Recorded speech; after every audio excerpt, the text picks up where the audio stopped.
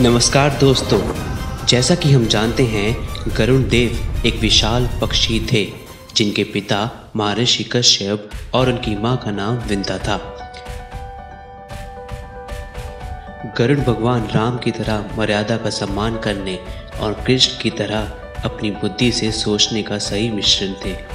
उनका जीवन निस्वार्थता, बड़ों के प्रति सम्मान, ईमानदारी, आज्ञाकारिता और बहादुरी का एक सच्चा उदाहरण है। गरुड़ मां शक्तियों के साथ पैदा हुए थे। गरुड़ का जन्म एक ऐसी दुनिया में हुआ था जहां नई पीढ़ी अपने बड़ों और माता पिता का सम्मान और उनके साथ व्यवहार करना भूल गई थी। गरुड़ अपने जीवन के माध्यम से एक अच्छे जिम्मेदार पुत्र और भाई होने का सही उदाहरण दिखाया है। उन्होंने दिखाया है कि स्वार्थी लोगों से घिरे होने पर जीवन की चुनौतियों का सामना करने में कैसे धर्मी होना चाहिए।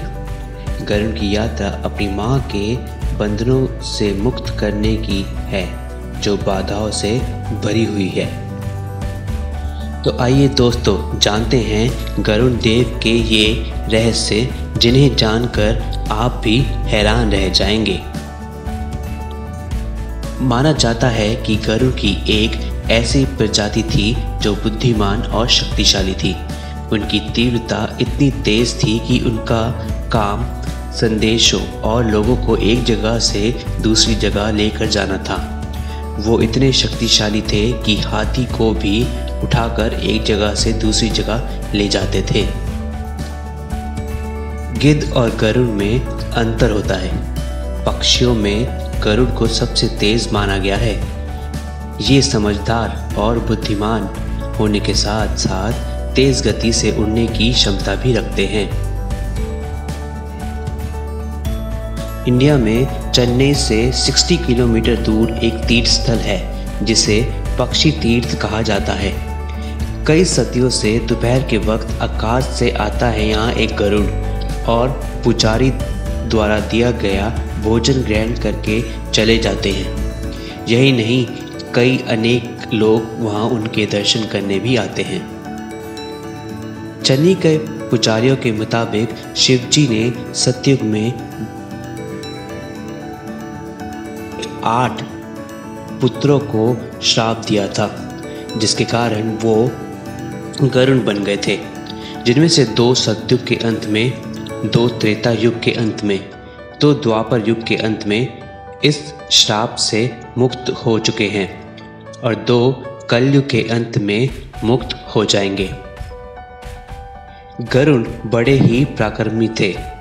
उन्होंने सतयुग में देवताओं को युद्ध में हरा भी दिया था। हुआ ये था दोस्तों कि गरुड़ अपनी मां विंता को दासी जीवन से बाहर निकालने के लिए उनकी बहन और महारानी कद्रू के पास गए थे। उन्होंने विंता को छोड़ने के लिए स्वर्ग से अमृत जल लाने को कहा था।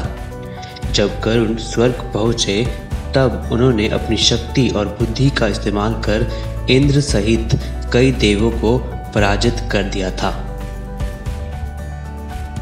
त्रेता युग में मेघनाथ ने श्री राम को नागपाश से बांध दिया था।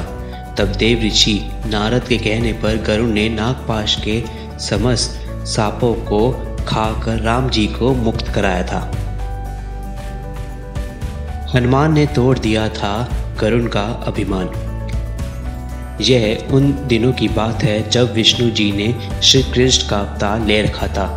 जब कृष्ण जी को ज्ञात हुआ कि गरुड़ अपने आप को सबसे तीव्र गति से उड़ने वाला पक्षी समझने लगे हैं और इस बात को लेकर वो अभिमानी हो गए हैं, तो श्री कृष्ण ने गरुड़ को कहा कि हनुमान जी के पास जाकर कहें कि उन्हें द्वारका में राम जी ने बुलाया है।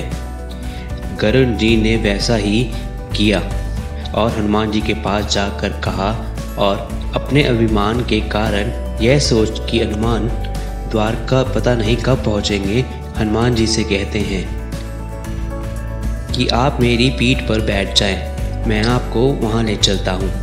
हनुमान जी कहते हैं आप चलिए, मैं आता हूं। जब तक गरुड़ द्वारका पहुंचते हैं वो देखते हैं हनुमान जी तो उनसे पहले ही वहां पहुंच चुके थे। यह देख गरुड़ का अभिमान चूर चूर हो गया था। मंदिर की घंटी पर गरुड़ देव।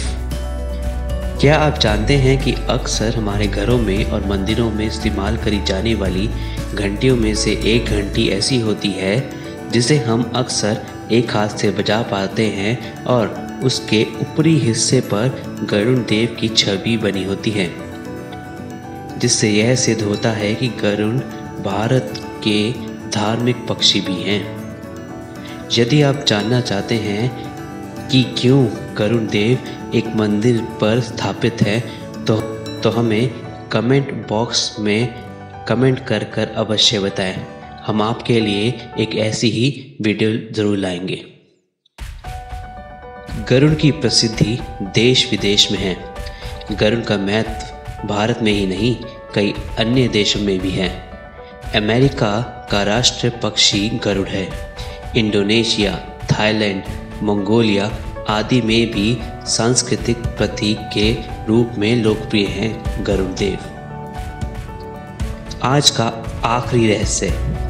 गरुड़ नाम से एक पुराण भी है जिसमें मृत्यु के बाद और जन्म के पहले की स्थिति के बारे में बताया गया है। इसमें आत्मा, स्वर्ग, नरक और अन्य लोकों का वर्णन मिलता है। अतिरिक्त इससे आयुर्वेद और मृत जीव के अंतिम समय में की जाने वाली कार्यों का विस्तार से निरूपण किया गया है। दोस्तों, आज की वीडियो में बस इतना ही। आशा करते हैं हमारी आज की वीडियो आपको अच्छी लगी होगी। आपको इनमें से कौन सा रहस्य सबसे रोचक लगा, कृपया हमें कमेंट बॉक्स में कमेंट कर अवश्य बताएं।